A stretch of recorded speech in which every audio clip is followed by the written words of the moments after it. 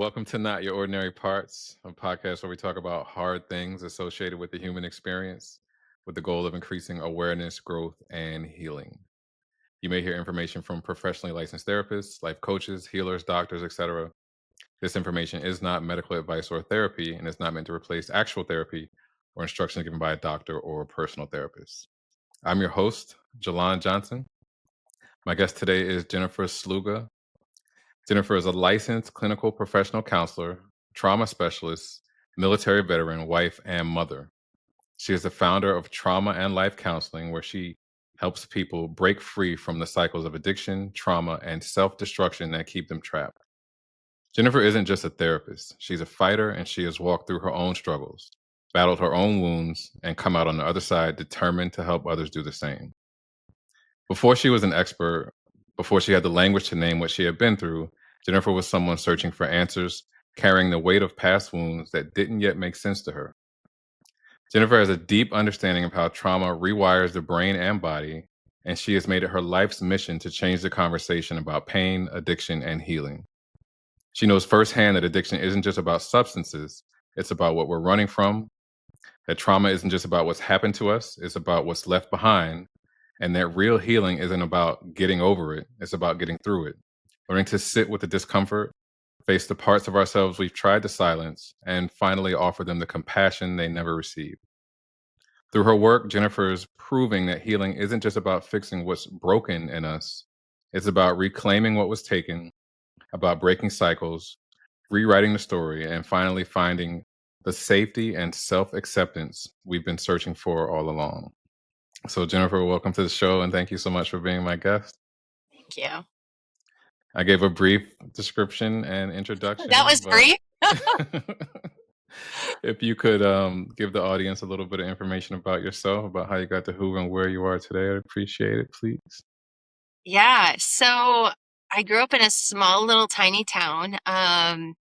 Mom, dad, brother, dysfunctional family, right? All the things that went into that. And um, there was a lot of things that happened throughout childhood, throughout then teen years, and it ultimately led to me having to, and I say having to, but being asked to graduate high school early to get out of the hostile and toxic environment that I was in, which was school.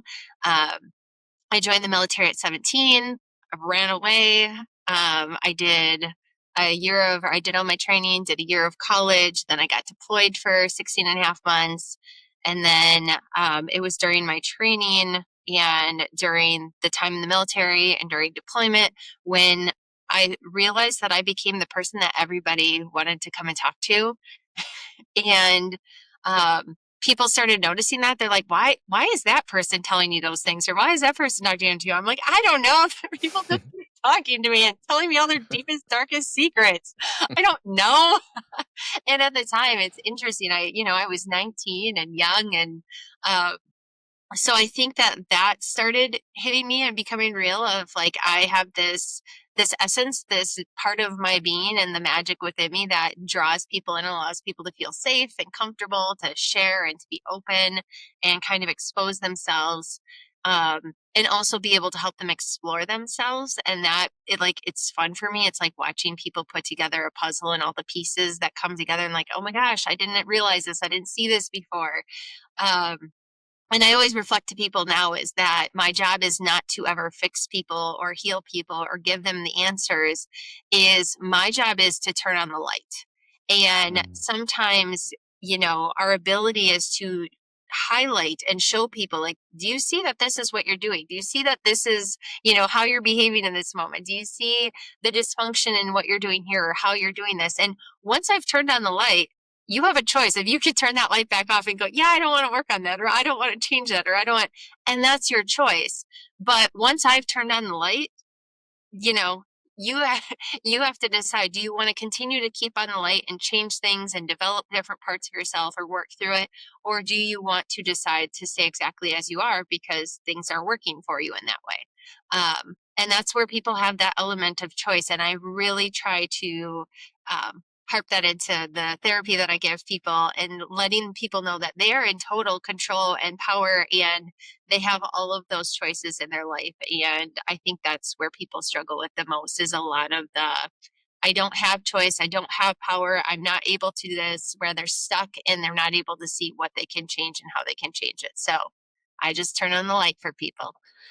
Mhm. I love that so much, and I've never heard that, but as you mentioned it, like, it made so much sense because if we're in the dark emotionally and, like, we have no way to see what's going on in our inner world and someone turns the light on, now we see everything. We may not like what we see, and most of us who, have trauma histories and we're, coping, once that light comes on, it's like, "Oh, man, it's a lot here to clean up." So it might be easier just to turn the light off and stay, in this state of oblivion or just denial, but once it's on, it's on. Right. Well, and that's, a lot of the cycles, and I usually explain to people is when you learn about the domestic violence cycle, that cycle actually is so symbolic of so many cycles and so many patterns in which if people know a familiar pattern, if they know a cycle, if they know what it looks like, and if it's familiar, their nervous system associates that with being safe and being comfortable. And so they're Mhm, going to keep doing that because their nervous system doesn't know that if they do something different, if they're going to survive, if they're going to be safe, if they're going to be okay. So often people will continue doing what they've been doing because to them it feels safe, it feels comfortable, it feels familiar. And so then when clients say like, "But it doesn't feel comfortable. I hate this." Interesting. There mhm, is a part of it that feels familiar though, and your nervous system is telling you that's safe.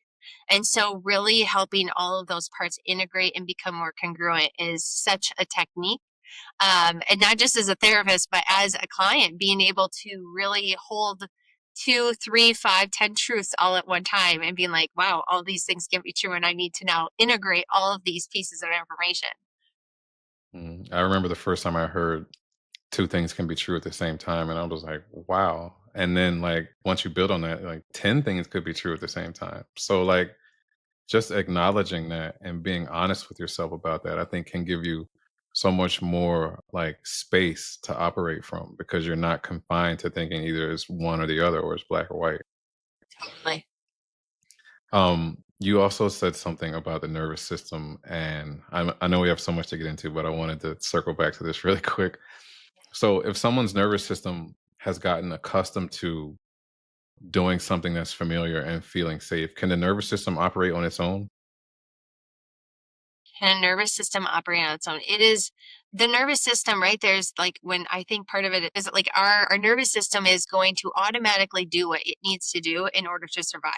So whether that means like racing, increasing the heart rate, decreasing the heart rate, increasing our lungs and breathing heavier, faster, deeper, our nervous system is always automatically responding to things. Where people get stuck is it is also up to our logical brain for us to be able to help program and code that information and by taking context clues because just before I joined on here I was in the other part of the building and I walked around the corner and there was somebody and I had a little bit of one of those jump moments and it was up to my frontal cortex, the front part of my brain, to go, you are safe, you Mhm, are okay, you know this individual, you are just fine.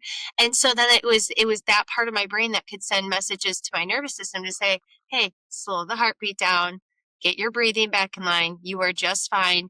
And unfortunately, so many times when people have psychosomatic symptoms and their nervous system automatically sends them signals and information and messages, the brain gets caught up in it and it's like, oh, that must be true. And it's not always true, right? Like not everything we think or believe is true or is mhm, accurate or is valid. And we have to be able to challenge those thoughts and go, no, that's not actually real or that's not accurate. And I think so often as people, when you're working with somebody, maybe their nervous systems don't even know what safe feels like, what comfortable feels like. And I actually was listening to one of your other interviews, and I was like, kind of like, I don't want to say yelling at the person, but being like, say this, say this.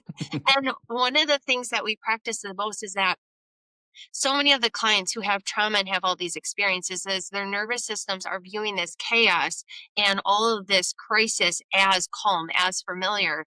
And we have to reprogram that nervous system. And how you actually do that is you invoke that state of mind. So that is why guided meditations and imagery and using smells. So using your five senses, sight, sound, taste, touch, feel, like those are ways to get us in our body. And if we know that there are certain sensations or certain feelings that ground us, that make our body feel warm and comfortable and safe, you can close your eyes. You can think about those things. And so for some people, it may be I'm going to close my eyes and imagine I'm on the beach and I'm, nestling my toes into the sand. Or some people, for me, one of the first times I felt safe was in a tanning bed. And Mm. it was just because there was this warm sense of enclosure that felt like a warm hug, and I just felt safe. And then when I got my first car, it felt safe because it was mine and I could control it. And there were so many elements of it that just made me feel contained.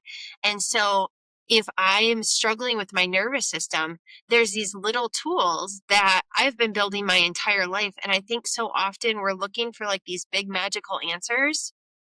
And yeah, I had a client recite to me one time saying, when I was little, I remember like making that chocolate milk mix where you mix way too much with the milk and it's almost crunchy when you're drinking it. And she's like, but I would put it in a sippy cup and I would just cuddle up on the couch. And even if my parents were screaming at one another, even if like things were going really, really wrong or I was really scared, just the comfort of like drinking and like chewing on that crunchy thing like kept her safe and kept her in her body. And I'm like, so great. Get yourself a sippy cup. Get yourself some crunchy chocolate milk and allow your system, like, it's okay to use the tools that we've already used to help us feel safe and calm and comfortable until we develop more tools, until we, create more resources. And I kind of view it as like when I was little, what? Like most of us eat 5 to 10 foods that we're willing to eat. And then as we get older, we develop more skills. And, now I'm a food addict. I love food. I love discovering new flavors I've never tasted. And that's how our nervous system should be able to develop and should be able to expand, is like, what else? I recently added a heated blanket to my office, and I realized how much I love that warm embrace feeling, which goes right back to me being in a tanning bed, me being able to get into my nice warm car after a long day and it just being warmed up by the sun. Is I'm learning, wow, my nervous system loves to be warm and it loves to be kind of wrapped up and feeling contained. And so if that's something that I can identify, use it. Use it in Mhm. every way and figure that out. And so, but we have to give our body that information. So a lot of people have tools, but they dismiss them or they go, oh, but that's what I did when I was 3, or that's what I did when I was 8. And I'm like, I don't care. If it worked, use it. Mhm. Same nervous system. Yeah, same nervous system. You said something that I remember when I first heard the concept of that, it was a little confusing. So if anyone is unfamiliar with it, I wanted to circle back to that too before we dive into you more. What does it mean to get in your body? So, a lot of therapists will talk about body scans. It's becoming attuned and actually scanning your body, noticing like, okay, if I start out, from the top of my hair, am I noticing any tension in my head right now? Like I can kind of notice like, okay, yep. I have some tension in the back of my head. Maybe I didn't sleep as much as I should. Behind my eyes feels a little tired today. Um, checking in with your eyes, checking in with your nose, your mouth, your breathing, like checking in with all of your body parts and like, where am I holding tension? Are my shoulders tight today? Are they kind of up and tucked into my ears, or are they relaxed and can I pull them down and does that feel comfortable? When I take in deep breaths, can I check in with my heart and my stomach? And, most of the time, we don't even realize this, but we have almost just as many serotonin and all the chemical receptors in that we have in our brain that we use and talk about in mental health. We have those same receptors in our stomach. And so when we talk about gut health, it's talking about like so many people and kids talk about their emotions through their stomachs, right? Like a kid will always say, I don't want to go to school, my tummy hurts. Their tummy does hurt, but it's not because they're sick. It's not because, they have to go to the bathroom or anything like that. It's probably because they're nervous, or maybe they have a big test that day that they're scared about and they just don't know how to articulate why their tummy is feeling uncomfortable. And I think that we as adults, we have turned so much of our connection to our own bodies off. And so when I've worked with so many veterans, as you've talked about. And, when I work with people, they're like, I don't cry. I haven't cried in 30 or 40 years. I'm like, Oh, that's silly. Okay. I'm like, well, to each their own. I'm like, do you burp? And they're like, well, Mhm. yeah. I was like, oh, so why do you burp? And they're like, well, excess gas or like if I drink something carbonated. I'm like, oh, okay. So it's like it's an actual physiological process that has to happen. You have excess gas that needs to be released. Do you fart then? And most people giggle, right? They'll laugh and they'll go like, well, yeah. And I'm like, yeah. I'm like, have you ever tried to hold in a fart? I'm like, that's really uncomfortable, isn't it? And they're like, oh my God, yeah, it is. And I'm like, okay, same thing, peeing, pooping. Why do we do these things? Why do we release? Why do we have these release systems in our bodies? And when you try to hold things in, or when people emotionally hold things in, they actually are physically holding things in.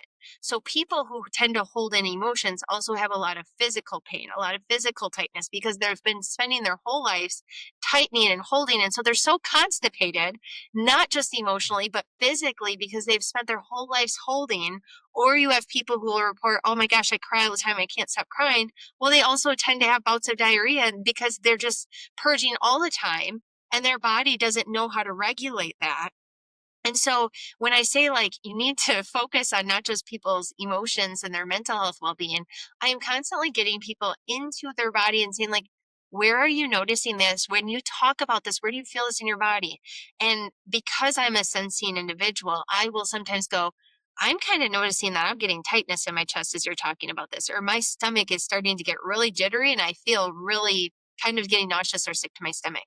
Can you sense where you're feeling this or where you're sensing this in your body? And so getting people to really actually connect with like, oh yeah, that is there.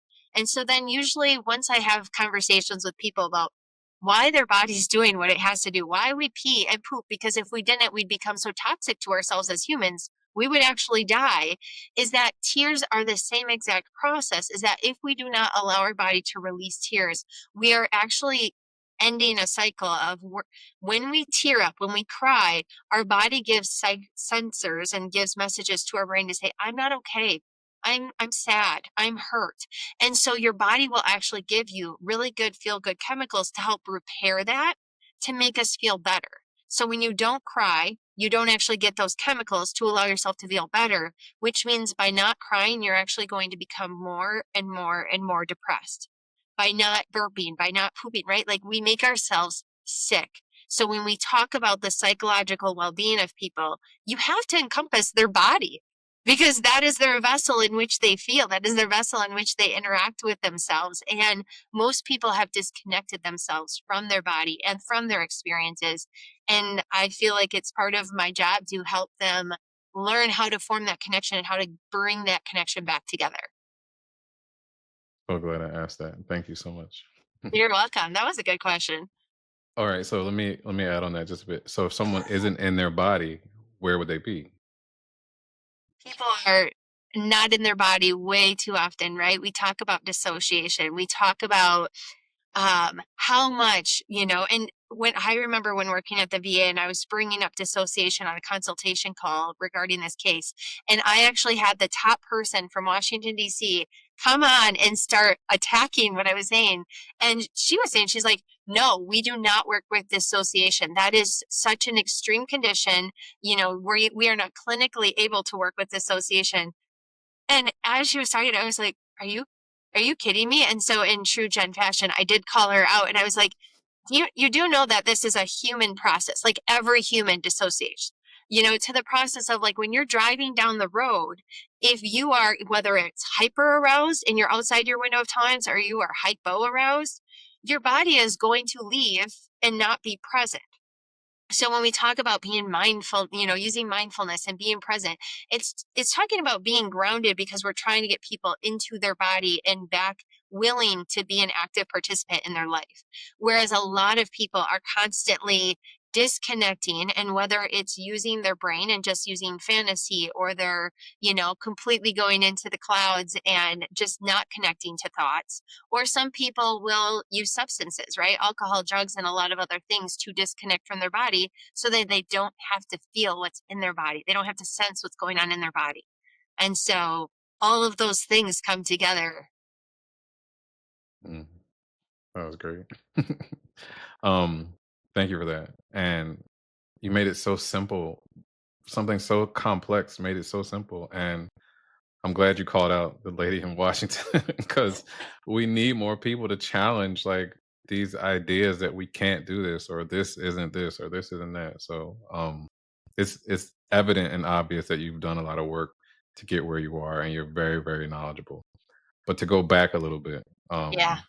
before you became the expert, before you had the words to be able to give language to all of this, you were a child, a teenager, and a young adult carrying all these experiences and struggles. If you could sit with any past version of yourself, which one would be the hardest to face, and why would that be? Ugh. Hear that? That's my nervous system going, I don't want to. When I first read that question, there is a part of me, in which I know that after we have this conversation today, it's going to lead to me kind of calling myself out and doing some more work on myself. Because that's such a beautiful question. I think that there is a part of myself that in going through the childhood, which I know we're going to get into, um, I think I learned how to dissociate. I learned how to and where to and when to get attention. But I think that one of the things that I learned was um, really powerful, or one of my maybe superhuman traits, is because of my looks, I was able to get attention. I was able to get people to look at me, and I used my body in that way to get attention from people that didn't deserve my time or my attention. And I definitely abused that part of me, is that um, because I feel that that was what I associated with, was how somebody could care about me or how somebody could like me, or maybe that meant something more to them. And so that led to a lot of like me unconsciously and not being aware of how much I was actually hurting myself by giving myself away. And even though I thought, like, oh, if I do this, I'm going to feel loved. If I do this, I'm going to feel desired and wanted, and I'm going to have a place. But then by doing that, it was actually giving me the exact opposite result. And it left me feeling more lonely, more isolated, more used and abused. And then that kind of perpetuated that cycle for a while of like, okay, then I just need to do it again, because maybe the next person will be the best person or the right person or the person that's going to be able to fill this void within myself. And maybe one more person is going to make me feel what I am searching so desperately to find. Uh, in reflecting, it was something that, as I look back, right, like there were other parts of myself that had value in different places and in different things, but it was that love and that connection and being physically touched that offered a feedback to my nervous system that I hadn't had previously. And so when I started learning, right, that physical touch felt good when I was with somebody else. There was that presence, that comfort, that um, things can things can feel good and they can feel bad and they can feel scary. And so I think there was a lot of confusion and a lot of not understanding. And I remember, like, I can clearly go back to those years of just thinking of how many questions I had, how much I wanted to know, how much I didn't understand. And I think that I had to learn a lot by experience and by trying things out and by doing things and then going, well, that didn't work or that didn't feel good. And and then I think that that led to a part of myself that as I started learning things, trying to not beat myself up or torture myself or abuse myself even more, that I had made those choices, or that that was part of my narrative or part of my story, a part of who I am, but instead offering myself that compassion and offering myself exactly what I would to any of my clients in hearing those stories of just like, that was all part of a growth process, a learning process, and it got me to where I am today. But I think that she deserves a lot of attention and apologies. And I wish I could probably sit with her and let her know that I'm sorry that she had to learn that way. I'm sorry that she had to be part of me learning that way. And I'm sorry that we didn't have better parenting, better guidance to teach us those things. Um, do you remember how difficult it was for me to get in contact with you? it took me weeks, and when I finally did, I was like, "Why are you so hard to get in contact with?" And you were like, "What are you talking about?" Anyway, I'm so glad I didn't give up. I'm so glad because I am loving this conversation so much, and the way that you speak, the way that you tell your actual story, is so relatable. And I feel like I'm watching a movie almost, listen to you talk. And I'm so excited to continue this conversation. So I just wanted to say that it was Well, so worth me trying to a- get in contact with you. and I guess I would reflect on that is that when, like what I hear you say that is it sounds like you're feeling seen, you're feeling heard because there's a part of my story that resonates within you. Mhm, And so you're connecting with that. And, that's everything that wellness and that mental health and that is how we survive is by connecting with other humans and by having those shared experiences. And there are some things that I disagree with a lot of therapists on. And I know that, a lot of people will talk about how they never self disclose or how they never talk about things that they have their experiences in. And, it's really kind of put into our world of if it's beneficial for the client, share it. mhm, And for some clients, it's uncomfortable to hear your therapist talk about themselves in a very authentic and open and vulnerable way because they have to connect with it. They have to attach with that of, but there's also a level of if they're willing to and wanting to realizing I'm not alone. I'm not the only person who has these experiences. And when I share some of my parts and the stories and the pieces of my life with people, it's never to take that attention off of them or away from them.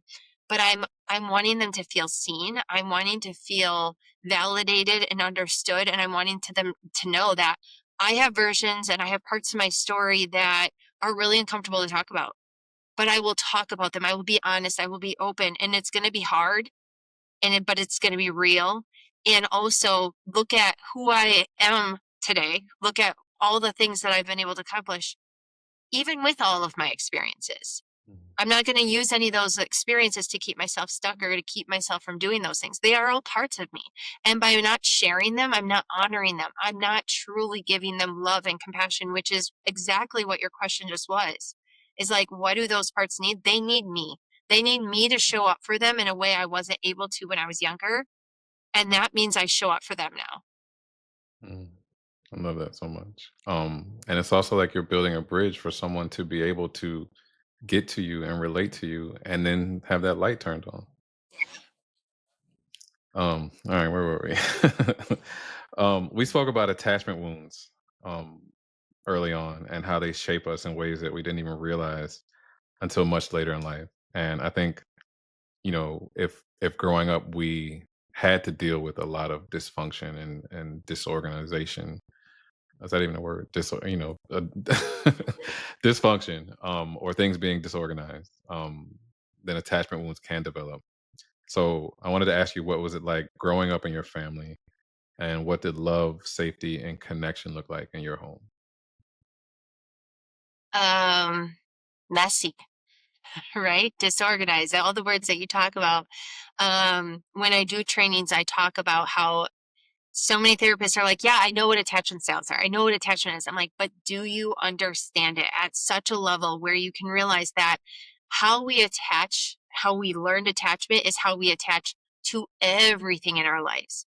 So when I, admit and say, yep, I am a child who came from a home in which my mom worked all the time. My dad was an alcoholic who also did drugs, who was absent and pretty much out of our household by the age of 3. And he was in and out inconsistently, and we also had to learn the rules of having a dad as an alcoholic is right. You don't call before 10 or 11 a.m. before they've had enough to drink to make them tolerable. You don't call after 5:36 p.m. because then they've now had too many drinks and now it's just going to be mean and vicious or ugly, or you never know what you're going to get. And so um when you're working with parents in which you never know what part of them you're going to receive, that makes the love very unpredictable. It makes the love very scary, so I am an anxiously attached person. I I tend to I crave connection. I crave all the things that I didn't get when I was younger. And yet when I do get it, it's scary for me. It is so terrifying for me to then actually receive it, because I'm waiting for it to be pulled away. I'm waiting for it to end. I'm waiting for it to disappear. I'm waiting for something bad to happen. Because then you also see how your parents live their lives. And I watched my dad have a lot of relationships that included people out of bars, which they were inconsistent. They changed a lot. My mom was dating different people, and depending on who she was dating, I was watching her do, these different types of behaviors where I was like, oh, that doesn't look healthy. That doesn't look great. Or I was connecting to these males and thinking, oh, maybe this will be a person I can relate to as a father figure or as a dad. And then within 2 years, they're gone. And I've just connected with another man, um, or their kids, right? Sometimes I've had step kids in my or step siblings in my life, and now I have no connection to those kids, even though I knew them for 6.5 years of their childhood. Um, and so I think that if you dismiss all that, you dismiss how you're interacting with your day to day life on a consistent basis. And for me, when I actually met and found my husband, and I was like, man, he seems like a really healthy, good dude. That was so weird to me. It was so uncomfortable. And we would fight, and I would fight, I would pick fights, and I would want him to go away. Because I would just want it to end because it wouldn't end. And I was waiting for that other shoe to drop. And he just kept showing up and he wouldn't leave. And so then there were times in which I would pick up my keys and I'd be like, that's it, I'm leaving. And I would try to leave and he'd try to stop me. And I'd be like, what are you doing? Let me leave. I don't want to be here. And, he was consistent and he kept showing up and he kept being there.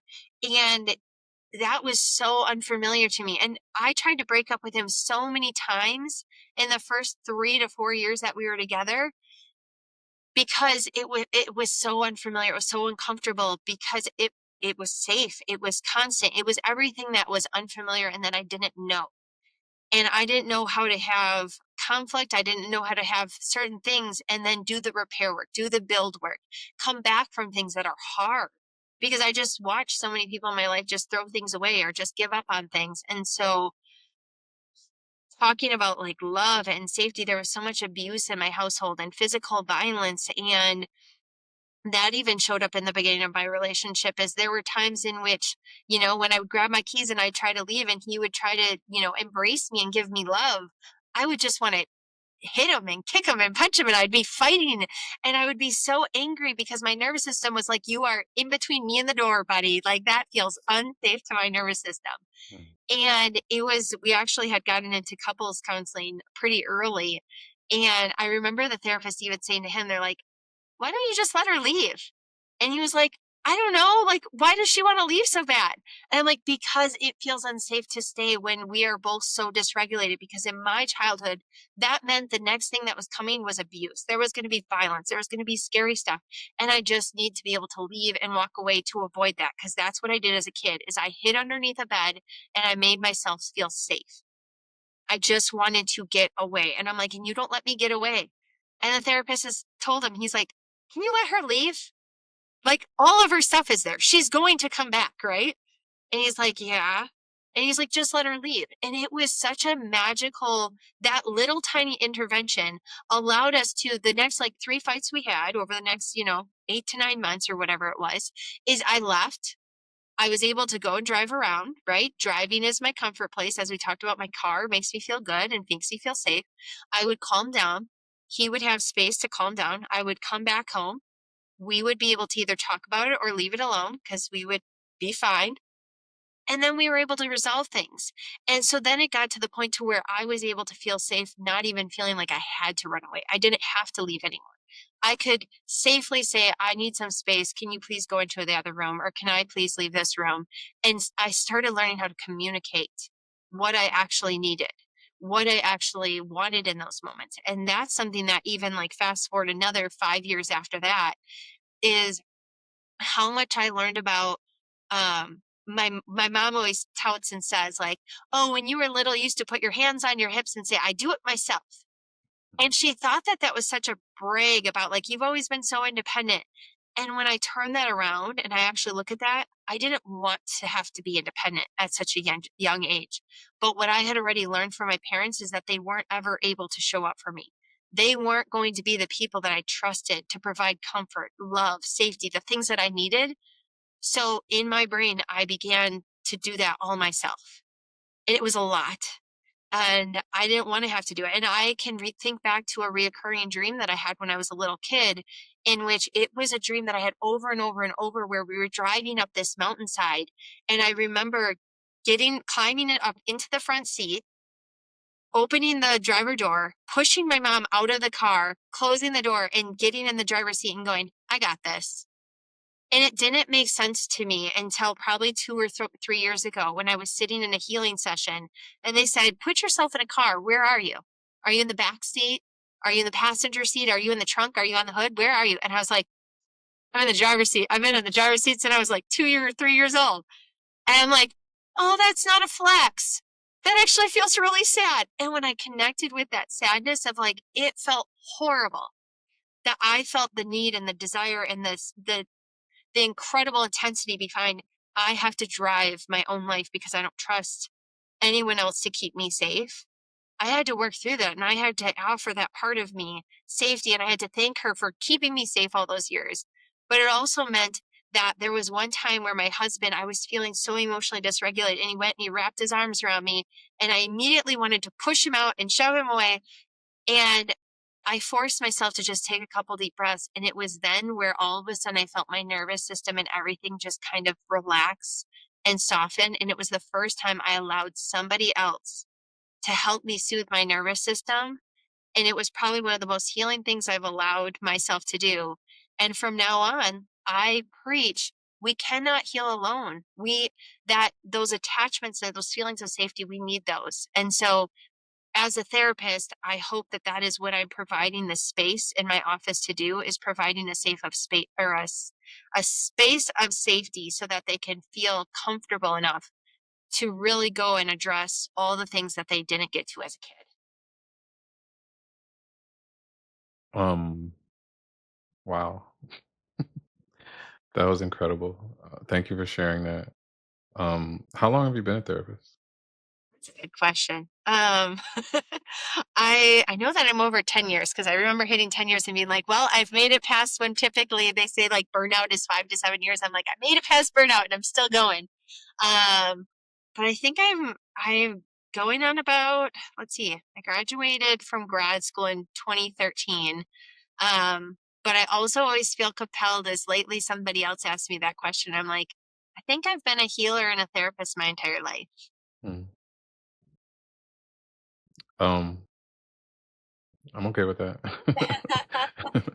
I mean, it's obvious because I think your life experiences allowed for that part of you that had to take over to also show up for others, because you were so determined not to fail.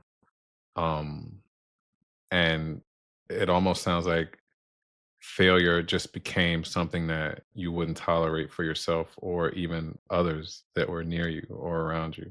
And you said when you were not when you were 19, people were just coming up to you and talking. So I'm sure it was a lot earlier than then. So you saying that you feel like you've always been, I can eat that. I actually reached out to my childhood guidance counselor, my school counselor, probably 9 or so months ago. And Mhm. I reached out to him because I was a peer educator. So once again, I Mm. was already doing that type of counseling work in elementary school.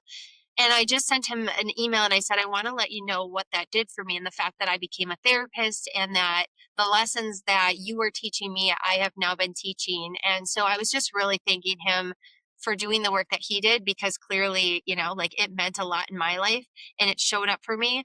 And the response from him was one of the most beautiful responses. And he just kind of reflected the same, as he goes, I remember, he goes, you were probably in, some grade in elementary school, where he goes, it was bring your daughter to work day or bring your kids to work day. He goes, my daughter was there and she was sitting in the back of the classroom, and I was supposed to be up at the front of the classroom teaching and organizing something. And he goes, for some reason, he goes, you looked over and noticed that she felt so extremely uncomfortable and she looked scared and timid. And he goes, you just got up out of your seat, you went to the back of the classroom and you just started talking to her. And he goes, and I pretty soon, he goes, it allowed me to do what I needed to do. Pretty soon I saw her smiling and kind of laughing. And he goes, "When we got home that day, I was so excited to talk with my wife about, like and talk with her about, like, 'Oh, what did you learn today? What did you get to see dad do?'" And he goes, all she could talk about was you and how much she liked you and how you made her feel." And he goes, "So the fact that you became a trauma therapist," he goes, "That doesn't surprise me at all." He goes, "You've been doing this type of work since you were, you know." So I think that some of us just have it. Mhm. We gotta make sure he sees this episode too. I should probably send this along to him. Um, what has been one of the most difficult truths you've had to accept about yourself? Um, Probably that I was creating a lot of my own trauma, or that um I was the one perpetuating it after a point. I was Mhm. the one creating it. There were behaviors or things that I was doing that were allowing cycles to continue or things to happen. And so it really took me being honest and real with myself of like, listen, you have the ability to change this or not. Um, and so I think it's hard when you have to acknowledge. I think trauma is a one of those buzzwords now that everybody throws around, and it can get misappropriated a lot. So, based on your experience and your clinical expertise, how would you define trauma? Yeah, no, I think there's so many buzzwords, and then we always joke as in therapist world, there are some therapists that glamor onto all of them and use them, and then there are others, it's like, oh gosh, this is the same thing we've been saying for the last how many years, Mm. but now we've got a new shiny term to throw at it. Um, I think that, when I look at and I will say I probably use trauma in a way that I don't even fully authentically agree with just because I think so often people are using it. So I'm meeting people with their own words and their own terms and validating what it feels like to them. And I will say that some people, have a perception of things as being traumatic to them. And I don't want to ever invalidate their experiences or invalidate what they went through.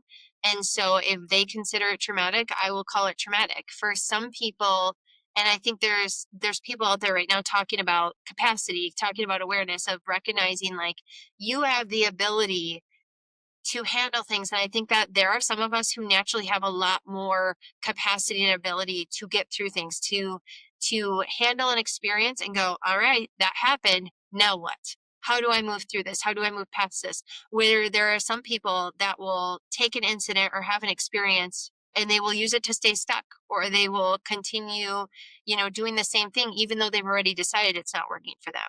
But when I look at trauma, I look at how much is their nervous system turned down, how much are they not regulating their emotions, how much of their behaviors are dysfunctional.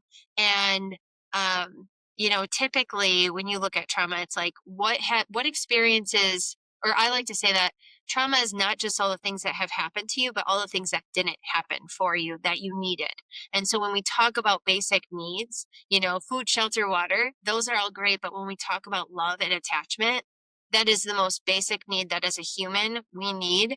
And I think that that's where people are getting stuck is they have trauma, or they have a time in their life in which their needs were not met, and so now they've actually created the trauma by doing, or in a way like just as I did, is that I was traumatizing myself by introducing myself to all these individuals that were abusing my body or using me or hurting me in some way, because I was craving getting my needs met. I was craving that attachment, but I was doing it in the wrong way. So I was the one creating the trauma, but was that the trauma, or was it really the trauma of, you know, right from when I was little, not having that sense of I'm loved, I'm cared for. I don't have to worry about, X, Y, and Z because these things are inherently already in my life. And I think that um I don't try to get caught up in any of the semantics of it. I just show up for people and helping them see of like what needs went unmet. What needs do you have now that you're not currently meeting? How can we show up for them? Do you think that your experiences or the experiences that you didn't get affect the way you show up as a mom or a wife? Absolutely. Um, How so? Yeah, and I hate it. I hate it. It's probably the thing that I struggle with the most is, I don't know how to play very well. I don't know what playing with my kids looks like. And I will tell you, I have spent just as much time researching of why it's okay that I am not as good at playing with my kids. Um, and I can spit out research and say that kids, their brains actually light up more when dads play with them than when moms play with them. And kids actually need more nurturing and loving from their moms and less playtime. So maybe that's okay that I'm not able to show up in a playful way. But I think being raised in a single parent home in which my mom was working a lot, we didn't have time to play.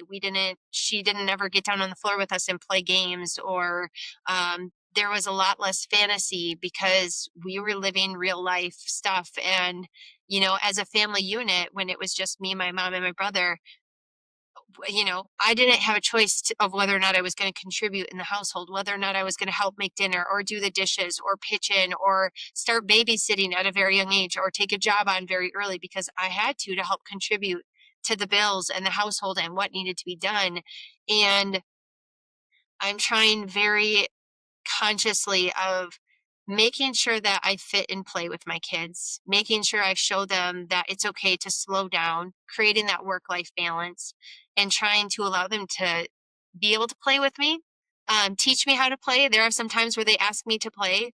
And one of the most beautiful things that I heard once is, um, each time your kid asks you for attention, if you're like, oh, I don't have time right now, or I'm cooking dinner, can you just wait a little bit, or, not right now, every time you tell your kid no or you say not right now, you're actually telling them they're not a priority. And so I have learned the art of, there are so many times where my kids are just like, "Hey mom, look at this." And I'm like, "Oh, I'm busy." And I've stopped saying that because instead I know that what they're asking for is that millisecond of attention of like, mom, can you invest into what I'm looking at? Can you invest into what I'm paying attention to so that it's important to you too? And we're getting those oxytocin bonding chemicals. So I can pause whatever on the stove. I can pause, the dishes for 10 seconds, 20 seconds. And so I'm trying to be very intentional of all the ways in which I feel like I missed out on. How can I show up in those ways? But it doesn't mean I don't still struggle with them. And it doesn't mean that I don't like sometimes look at my husband and go, can you please play with them? I am like tapped out from my day. I don't know what to do. They want all this attention and I can give them loves and snuggles. And my kids are definitely not in a deficit when it comes to hugs and kisses and snuggles and nurturing. But the playing, that is an area that I feel like I need to consciously be aware of and intentional with. And I I get would what I you would mean. say that also relates to my relationship with my husband, right? Is because the same that is true with my kids is I have to remind myself that not everything is a business transaction and not everything is push pull. And like I have to be so intentional of like, we need playtime too. We need to be able to be silly and playful and sexual and have fun and sometimes I have to create that balance, but it takes a lot more intention for me to do so. That's awesome that you're so aware of it. How do you think the structure and discipline of the military affected you emotionally as well? Ugh. I I think it provided a level of control. And when I say that, it was a perceived level of control. And so, what I see with so many people is when you're in the structure of the military, you're told what to eat, when to eat it, how to eat it, where to go, when to wake up, when to go to sleep, when to do this, what to wear. Like, there's just a lack of choice and a lack of options. And so, it becomes very calming for your nervous system to be like, oh, I know what's expected of me because I know what's going to happen. I don't have to worry about what I'm going to eat for dinner tonight because it's just going to be served and I'm just going to eat it. Sure. And so I think there was some elements of that as you transition out of that military setting and as you kind of reclaim your sense of agency and your sense of choice is being able to realize like I have to be comfortable with a lot of unknowns. I have to get more comfortable that I can't control things. Or when I had kids, one of the biggest and hardest adjustments is I was a person before kids where my house typically is OCD clean. It is pretty much dress right dress. Everything is spotless. It looks good. And then you have kids and there's always stuff. And for the first couple of years of having kids, I would spend every single night picking up all the baby toys, picking up all the things off the floor, cleaning up everything and making sure it was all put away. And by 5:30 the next morning, it was all back in the same exact spot. And I realized, what am I doing? Mm, How, like, if time is a valuable resource, I am exhausting and wasting it like nobody's business. And so I realized, like, just because it made my nervous system more comfortable to go to sleep, to shut off, and to feel calm, having all that put away, it wasn't actually making sense. And so I had to really challenge myself by allowing myself to see more mess, experience more mess. And I have so many of my older vets that I, you know, play with this with them as well. As I'm like, go home, move like 3 or 4 things on your shelves, move things around. See how long you can tolerate them being moved or in a new spot before you feel that compulsion to change them or move them back. Like, it is uncomfortable. But that is an mm, element where we need to get more comfortable in that space of like allowing your nervous system to feel uncomfortable and then being able to soothe it and go, but I'm still safe. I'm still okay. The dishes are in the sink at night. And guess what? Maybe I don't feel like cleaning them because we're having a family movie night. I'll do them tomorrow. And I am still safe and I'm still okay. I am just fine. And it's being able to talk yourself off those mini ledges. And it sounds so silly. And people get stuck on why is this such a thing? And it's like, it's a process, it's a programming, and you have to deprogram. You have to unprogram yourself. mm. I love the way you're breaking things down, and even like how moving things around on a bookshelf could be tied to safety. Like, I'm sure nobody thinks of it like that, but when you really get to the heart of it, it's your nervous system. Really. It is. All right. Well, I really appreciate you sharing so much about your story, and now I want to transition a bit into how you help others. Um, and with what we've talked about, I think the realization that our past doesn't just stay in the past is something that a lot of people struggle with because pain often needs an outlet. And many times that outlet can be self destruction, and that can be in the form of addiction, unhealthy coping, and self sabotage. So, for those that might not be able to make the connections yet, what are some ways that trauma quietly shapes our choices, behaviors, and relationships, often without us even realizing it? I think everything that we've already discussed just completely emphasizes the fact of our nervous system enjoys things that are familiar, that are constant, that are known, because our nervous system says, we already did that. We already survived from that. I know how to survive from that. So let's just keep doing that. And when we ask our body, when we ask our mind, when we ask our thoughts and our beliefs to do something different, to change, our nervous system goes, wait, we don't know how to cope with that. We don't know if we're going to survive that. If you change something, I don't know if I'm going to survive. So our nervous system immediately kind of goes into this kicked in safety response of I feel scared now, I feel panicked, I feel uncomfortable. And it's our job to be able to kind of put ourselves and kind of expand our window of tolerance to be able to go, let's just start small. Let's move little tiny pieces. Let's try this for a little bit. Maybe you move the things on the shelves for only, a half of a day or an hour. And then you move them back and notice, oh, that's what it feels like in my body to like come back to my center, to feel safe, to feel okay. And so, how can I move myself in and out of those thresholds and in and out of that window of tolerance by building? And it's kind of like a muscle, right? You have to create that muscle memory. You have to strengthen that pattern of, I'm going to do something unfamiliar. I'm going to do something uncomfortable. I'm going to keep doing it each and every day. I'm going to try something different. I'm going to try something that's going to make my nervous system kind of be dysregulated, and then I'm going to practice soothing and making myself comfortable. And then the more and more you practice that, the more and more you feel competent and capable of having the skills to move in and out of, hey, now I'm going to do something really uncomfortable today. And I'm going to still be able to calm myself down. Mm. I got the mental picture of like dipping your toe in the bath of hot water. Like, you wouldn't just jump straight in because, either hot or cold, it would be too much. So you kind of take those little baby steps and put a toe in, put your foot in it, and adjust to it so that you're not doing something that will overwhelm the body or the nervous system. Yeah. Well, and when you talk about it, right, like punch pools right now are like the rave thing. They are the cool thing. And, what we know about cold water and why you always see, like in movies, when people are splashing cold water on their face when they're having a panic or an anxiety attack, is that our face is actually an entire parasympathetic nervous system, and this could be the whole nother episode. But when you're splashing cold water on your face, it's actually signaling to your brain to expand and open up your lungs, to slow down your breathing, and to also slow down your heart rate, because you're going into what's called a dive reflex. And so when you're going into a punch pool, or when you take a cold shower, they always recommend at the end of your shower, turn it really, really cold for as long as you possibly can. And when your nervous system immediately goes, "Oh, what are you doing?" And it getting to that point to where you can actually slow your breathing down and calm your heart rate down, you're actually strengthening that feedback loop in that system, and you're teaching your body how to calm everything back down. And so then you can use that in a time of need. Mhm. Thank you for sharing that too.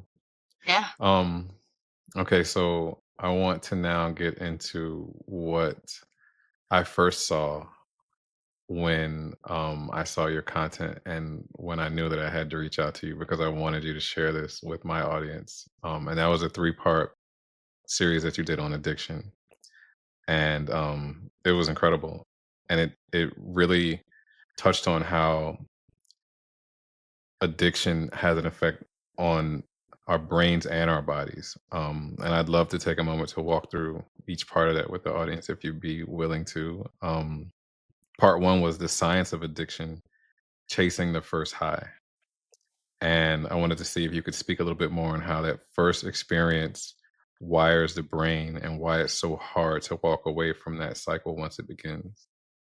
Yeah, and how this also ties into trauma is that what most people don't realize is that when our nervous system fires off that fight, flight, or freeze response, is it also typically tends to give us other chemicals that include adrenaline and include all these chemicals that allow us to run super, super fast, that allow us to escape and get away or fight back. And that high that we get when we go into that fight, flight, or freeze response is so extremely chemically similar to how heroin reacts in the brain. So if you once you've had that drug, there's a part of your body that is craving it, that is craving the excitement. So a lot of people that I work with that have a lot of dysfunction from their childhood or things in a lot of like intense experiences is they've spent their entire life using their nervous system as a drug, in which they are chasing that adrenaline, they're chasing the high and the excitement. So they do these risk-taking behaviors or these thrill-seeking behaviors.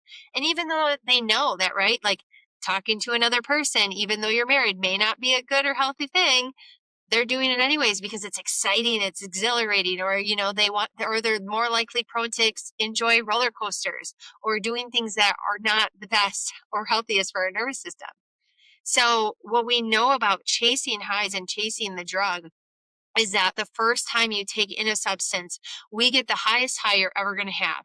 We stay up there the longest. It feels absolutely incredible. Your brain is flooded. All the receptors, all of the brain pathways in your brain open up. They become flooded, and it just opens up that awareness, which is what people crave and desire, is that openness. That is why people chase it. But then as we come down from it, most people don't realize that you actually go through a rebound effect in which all of the symptoms or all the things you may have been avoiding or trying to get away from actually come back even more, because you've told your brain and your body that you actually don't need those chemicals. Don't worry, I will do it myself. I will give you the chemicals myself.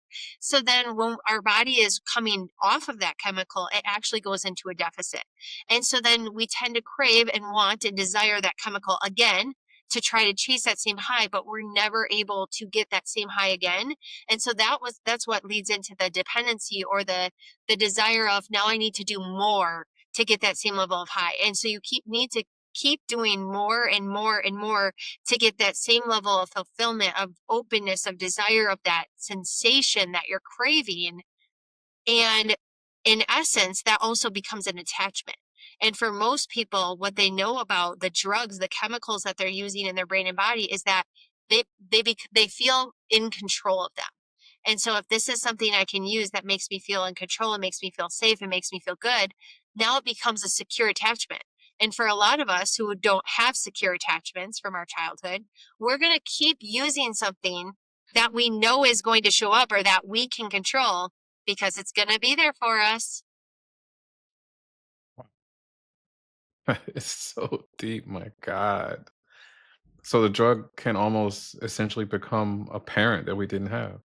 Correct. Absolutely. It Oh makes my us feel all God. the warm and fuzzies that we were craving all along from mom and dad that they didn't show up and give us. Wow. And then, so now talk about recovery a little bit when people say, like, okay, I do want to become sober.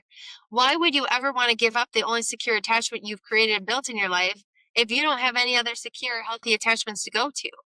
So when people talk about addiction, you have to be able and willing, you have to be open to creating relationships, creating other secure attachments in your life. And that also includes with yourself before you're willing to give up the chemicals or the drugs or the other things that you're using to avoid it. Wow. And I guess you already touched on the pleasure scale and why chasing highs creates lows too, because you talked about the deficit that we get. Yeah.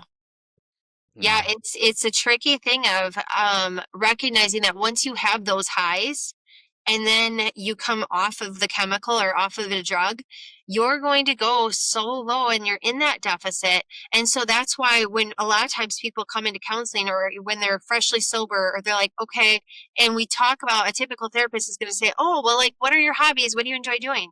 Well, if you enjoy listening to music or going fishing or going hunting or going for hikes or yoga, those things, even if they gave you a sense of pleasure before, now because you're in a deficit, you can do those same things, but you're going to feel like, ugh, like nothing's going to compare to that rush and the high you were getting before. So then people have a really hard time going back to those hobbies or back to the boring, air quotes, things because they're not going to be able to give you that same level of exhilaration, that same level of dopamine and excitement that you were able to get from whatever high you were getting and using.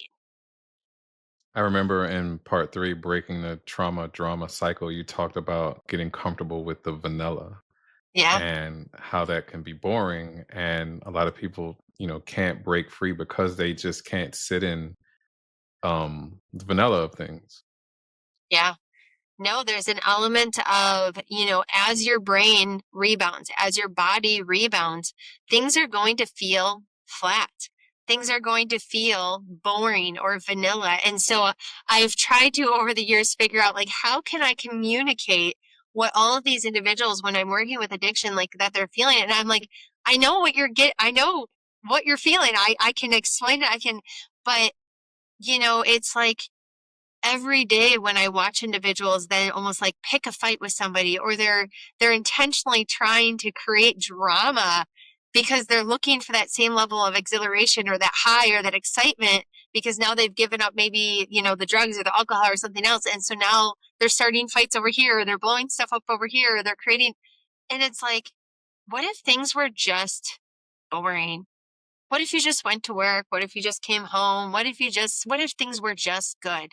And that's where I think that question that you asked before is I had to even face that demon and go, I am creating so many things and so many times in which I was even using work as a way of abusing myself. Is I had learned from my mom that work was an acceptable form of an avoidance, acceptable form of a way to abuse myself. Is I can work so many hours and so hard, and I can have the highest productivity on my team, and and look at all of the awards and all the things I'll get out of it. So look at how much it's reinforced. And yet I was miserable. And when I was asked to like slow down, and when I had kids and I was forced to slow down, I had to realize like, holy cow, I've been using this as a drug and I need to rehab and I need to kind of um, go for abstinence and practice slowing my body and my nervous system down and being intentional with it. And still a daily chore. It is a daily thing that I have to be intentional with of like, how many things do I put in my day? How many things do I add to my schedule? How do I respond to people? Like, and I have to remind myself as soon as somebody sends me an email or a text message, I don't have to respond to it the second they do. And is that okay? Can I sit with that discomfort?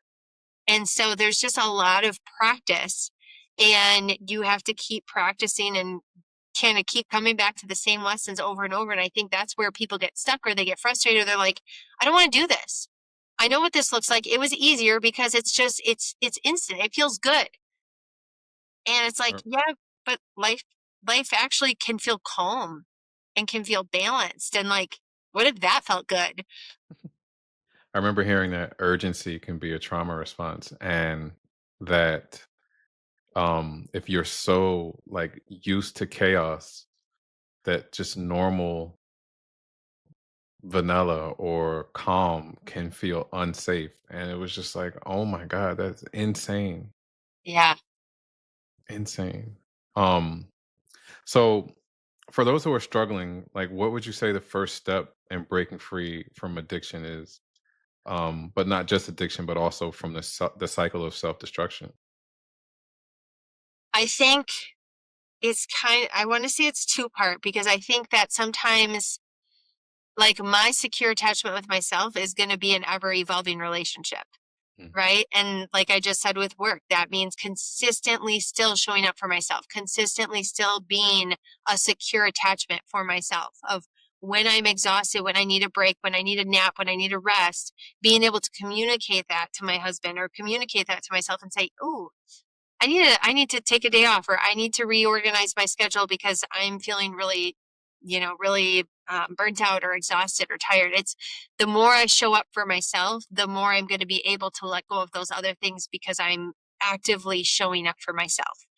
I think that building your team is so extremely important and recognizing that secure attachments are the healthiest thing that we can do in our lives. It is the most profound thing that we can do is creating healthy, trusting, safe relationships in which you can be your true authentic version of yourself with and still feel safe and still feel good. And I think that those are trial and error relationships and you're going to mess them up. You're going to burn them. You're going to hurt them. They're going to hurt you, but you have to be willing to create those relationships because that is where, even when you're struggling, being able to reach out to your tribe and say, hey, I need help.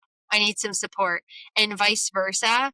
Um, Being able to show up for yourself and having them encourage you to show up for yourself.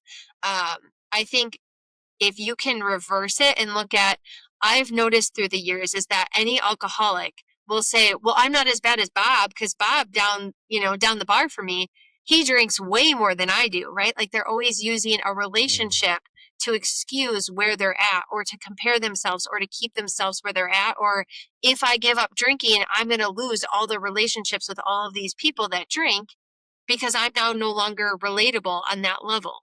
So when you're creating new relationships, when you're asking yourself to heal, you have to be willing to make uncomfortable friendships and uncomfortable relationships that aren't going to feel familiar. They're not going to feel comfortable when you go into them. But that's the part of growth that you need to have because you need to build those new relationships in order to get away from the people that were keeping you stuck. So what if someone says, "This is so hard, like, healing is messy and, like, it is uncomfortable and I don't like it." Like, what would you say to encourage them to stay committed? I would say you're absolutely right. This is messy. It is hard. It's every single day it's a choice. And any day you could make the choice not to do it. But if you choose to keep doing this, you will see the effects in your life. You will see the ripple effects. You will see the more you show up for you, other people will show up for you. Other people will notice that you're showing up for you. You're going to see the ripple effect that other people might also all of a sudden make a choice and want to be part of what you're doing. Because as we elevate, people decide all around us. Do they want to become part of our elevation? Do they want to join us? Or do they want to stay where they're at? And sometimes I think we feel bad when we start seeing ourselves grow and grow out of the relationships we are part of. So we keep going back to rescue people. It's that ability to show up for yourself and go, I am my priority. I need to focus on the relationship with myself and be able to allow the other people to make their own choices and show up for themselves if that's what they choose. Mhm. So for someone's listening who they hear all of this and, they may be just for the first time realizing that they need to break free from toxicity or addiction or whatever have you. But they may feel like they've lost themselves to addiction, trauma, or pain. What would you say to them? I would challenge that maybe they even never had themselves. Maybe they never have actually known themselves, because we as humans are intricate, right? Um, we can't show up authentically for ourselves if we don't even know who we are. And I think so often we've allowed our childhoods or our stories or our narratives of where we grew up or the things that we did to define us. I always reflect and think about all of the Vietnam veteran guys right now that, like, I go into the VA hospital and you know who served and what time they served in, because everybody's, flaunting all of their military garb, and you know exactly who served when. And I don't need to wear, a military hat or a military jacket to embody that part of myself that was developed and that grew and that became so incredibly strong during that part of my life. It's integrating all the parts of myself and constantly every day going, who am I? Who do I want to be? What does that actually look like? What does that actually mean? How am I authentically actually doing those things and showing up for myself? How am I actually, being that person that I say that I am? Am I doing those things? Am I not? What could I be doing different? What could I be doing better? And I think that people need to be able to reflect inwards and being able to go, I know this about me, or I have this belief. And I think, unfortunately, this leads into a whole nother thing, another topic for another day. But we in our society have made it very, very scary and dangerous to have beliefs. Mm, Is that any belief or thought we have can be attacked. So people have stopped vocalizing or have stopped feeling comfortable and safe to vocalize what their beliefs are, who they are, what they stand for, what they don't stand for, because they're at risk then of being attacked. And I think that that is the biggest danger that we have created in our society, is it's creating more divisiveness, more separateness, versus allowing us to come together and allowing us to truly be able to define, who am I? Who do I want to be? When I look at my life in 5 years, what do I want it to look like? When I look at my life in 25 years, what do I want it to look like? What am I doing today to help me get further towards that goal of tomorrow? mm. And Thank you for so that. each and every day, just asking people, show up for yourself. How are you making that one more step closer to the next goal, to your future, to what you want to be, who you want to be? Mhm. Oh, super encouraging. You're helping them to turn the light on, even if it's not fully bright, just a Yeah. little bit of light, little by little. All right. So, all things considered, like everything that you've been through, all the knowledge that you have, all that you're doing for others, what is it that you want people to know most? I don't know why, but the word authentic comes up to me of, I think, trying to figure out who you are and what makes you happy should be your number one priority in this life. Because when I reflect on, I've seen life, I've seen death, I've seen addiction, I've seen it all. Um, I know that tomorrow's not promised. None of us are promised tomorrow. None of us are promised, 5 years from now, what that looks like. And so if I think about myself, sometimes I reflect and I'm like, when things feel really big for me, I make myself really small and I go, I am an ant on a giant rock that is flying through Mhm. space. And at any time, our whole entire rock could be taken out. Like, we are literally on a giant rock that's just flying through space right now. How crazy is that to think about? And we are just little tiny specks on that big rock.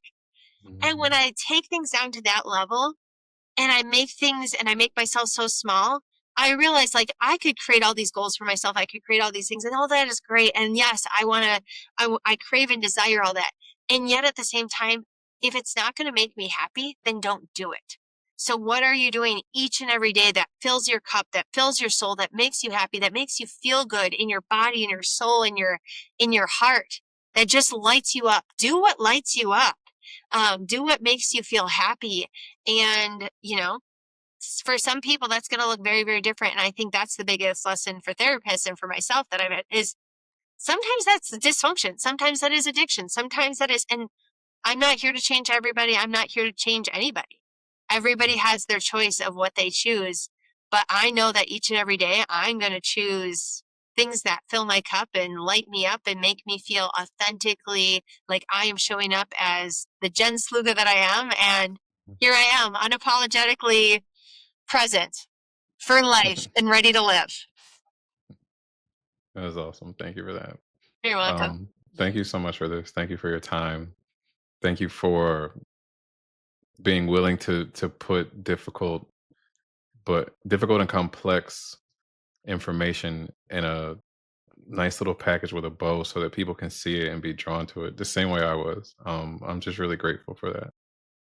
I appreciate you inviting me. It's always an honor when being reached out to because, right, it means that something that I said meant something to you and it hit you in a place. So, like you said today, is your mission is to just touch one person with each interview you do. And, I was hopefully able to then touch your life with just one post that I made. And I think that's the biggest ultimate blessing in this world is connecting with one another and lifting each other up and continuing to grow and heal and doing it together because we can't do this work alone. Amen, sister. Amen. Great. if if people want to find you online or on social media, where can they find you? Yeah, they can look up Trauma Life Consulting. You can find me. I have Instagram and Facebook, and I will say I'm not a fan of social media. I absolutely hate it. I know you and I have had this talk. I want to delete it all the time, and I've taken the pressure off of it, but it's just there. It's a way in which people can get access to information. But I always tell anybody if you need help or if you need something, reach out to me. Sure. You better not delete it. All right. Well, again, Jen, thank you so much for this. Thank you for your time. Thank you for sharing. Thank you for who you are. Thank you for what you do. And thank you for how you do it. Thank you. I appreciate it.